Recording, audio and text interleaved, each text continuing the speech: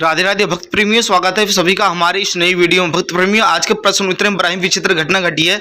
यह लड़का महाराज जी से बड़ा ही मूर्ख वाली बातें कर रहा है कि महाराज जी आप जो भजन गाते हैं वो बहुत बेकार है और फिल्मी धुन में गाते हो। तो देखिए इसके ऊपर महाराज जी ने कितना सुंदर जवाब दिया। तो चलिए वीडियो को शुरू करते हैं। राधे आध्यात्म जगत में है और हमारे ऋषि मुनि हुए और संत हुए हैं, हमारे संतों का जो गायन हुआ है, हमारे संतों की जो भाषा हुई है संस्कृत में हुई है और पद लिखे हैं। तो आज के जगत में क्या चलता है महाराज कि आज के जगत में यही चलता है सारा कुछ कि फिल्मी गानों की तर्ज में, आपके म्यूजिशियन भी क्षमा चाहता हूँ, वही फिल्मी तर्ज में।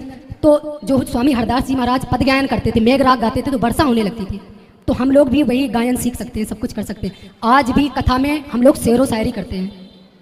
कहाँ तक उचित है ये जानना चाहता हूँ महाराज। देखो शब्द जो है,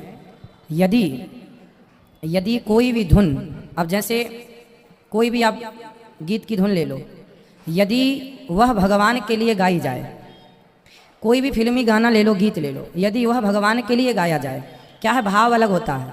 एक आदमी, एक संत जी खड़े थे, एक स्त्री को देखकर मुस्कुरा रहे थे। तो किसी ने कहा, महात्मा जी आप इतने बड़े साधु हैं, बताइए आप एक स्त्री को देख के हंस रहे हैं। उन्होंने कहा, बेटा ये तुम्हारा नज़रिया अलग है, हम इस स्त्री को देखकर नहीं हंस रहे। हाँ ये सही है कि हम इसे देख रहे हैं, पर हम वो नहीं देख रहे हैं जो तुम देख रहे हो। तो आप क्या देख रहे हैं? बोले हम ये देख रहे हैं, आप ये देखते हैं कि स्त्री कितनी सुंदर है। और संत जी ने कहा, हम ये देखते हैं कि जब स्त्री इतनी सुंदर है तो इसे बनाने वाला कितना सुंदर होगा। जो अजर हुए अदब तेरे देखते हैं, वो शेर कत्ल पहले अपना देखते हैं। न मतलब है न तुझसे न सूरत से तेरी, हम तो सिर्फ कन्हैया तेरी कलम देखते हैं। यदि शेर और शायरी से भी यदि भगवान के गुणगान किए जाएं तो कोई आपत्ति नहीं है। आज के युग में वो श्री हरिदास जी नहीं है। अब आज के युग में लता जी गा के चली गई, कहीं पानी नहीं बरसा उनके गाने से। रफ़ी जी गा के चले गए, कहीं पानी नहीं बरसा। तो वो शक्तियाँ रागों में नहीं थी मेरे भाई, वो शक्तियाँ उनके भावों में हुआ करती थी कि पानी बरस जाए। राग हैं तो आज भी लता जी, अब बताइए हमारे देश में लता जी से अच्छी राग छेड़ने वाला कौन होगा? तो लता जी ने भी तो दीप चंदी गाई, कहाँ दीपक जले, दीप राग गाई, कितने भजन उनके गीत राग में हैं, दीप राग में, मेघ राग में। परंतु देखो ऐसा है कि लता जी, रफ़ी जी गा के चले गए, मन्ना डी जी गा के चले गए, पर कहीं पानी नहीं बरसा, कहीं दिया नहीं जला। बात ये नहीं है कि रागों से दीपक जलते थे, समझने में गलती है। रागों से दीपक नहीं, उस राग को जब श्री हरिदास जी जैसे महापुरुष प्रेम में डूब कर गाते थे तो दीपक जलते थे, है ना। तो वो भाव प्रधान बातें हैं। आप क्या गा रहे हो?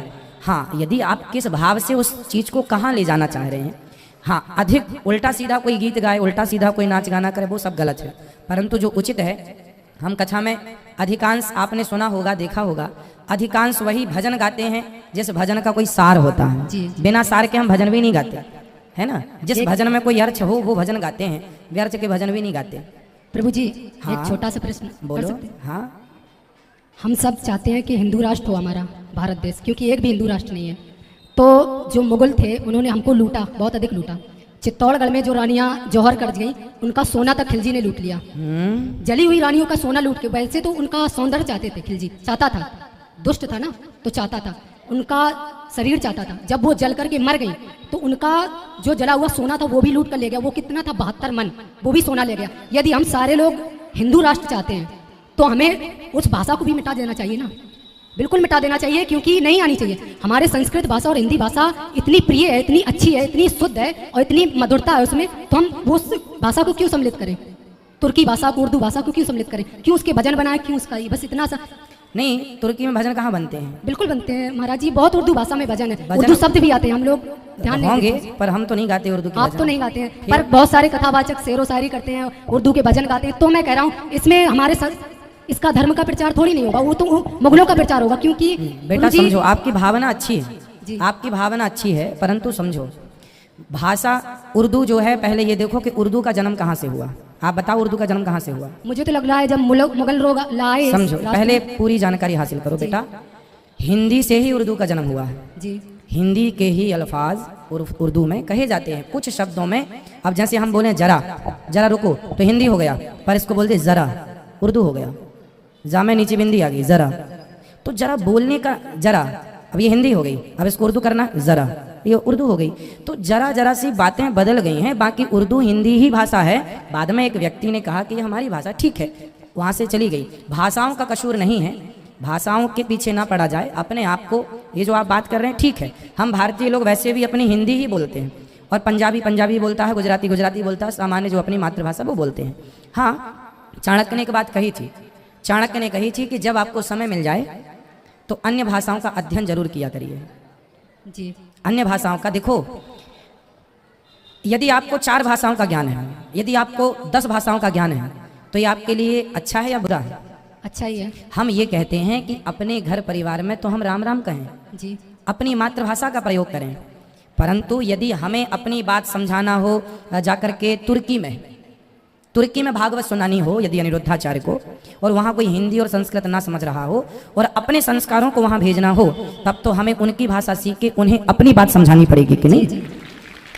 भाई तुम जिस भाषा में समझो हम समझाएंगे, भाव हमारे रहेंगे, विचार हमारे रहेंगे, भाषा तुम्हारी रहेगी। तो चाणक्य का कहना है कि समय मिले तो बहुत सारी भाषाओं का ज्ञान सीख लो। भाषाओं का ज्ञान होना ये अच्छी बात है, ना कि बुरी। हाँ, हम ये कहेंगे कि सामान्य बोलचाल में अपनी मातृभाषा का प्रयोग करो। परंतु आपको ज्ञान है, स्वामी विवेकानंद जी शिकागो गए, उन्होंने जो लेक्चर दिया, अपना प्रवचन दिया, वो हिंदी में नहीं दिया, इंग्लिश में दिया था, पर भावना हिंदी की थी। भाइयों एवं बहनों से शुरू किया था, लेडी एंड जेंटलमैन से शुरू नहीं किया था।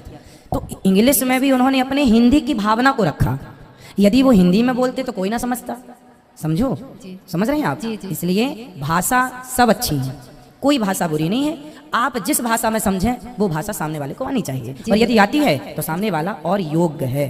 ठीक है जी, आपकी सेवाओं को कोटि कोटि प्रणाम। खुश रहिए। अभी मैया बात करेंगे आपसे, बैठिए। जय श्रीमान नारायण गुरु जी।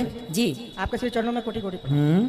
गुरु जी, आज हम गुरु दीक्षा लिए हैं। हाँ, तो आप बोले हैं कि ये करने के लिए एकादशी का व्रत करने के लिए। हाँ, तो इस साल दिसंबर में मेरे पिताजी चले गए, तो अभी उनका बरसी हुई नहीं है। हाँ, तो क्या हम एकादशी कर सकते हैं? हाँ, एकादशी कर लो। एकादशी तो कभी ना छोड़ो, कोई आए जाए वो तो प्रकृति का नियम है। भक्त प्रेमियों, ऐसे ही नई वीडियो को देखने के लिए हमारे चैनल को सब्सक्राइब करें और वीडियो को शेयर करें और वीडियो को लाइक करें। इसी के साथ मिलते हैं अगले वीडियो में। राधे राधे।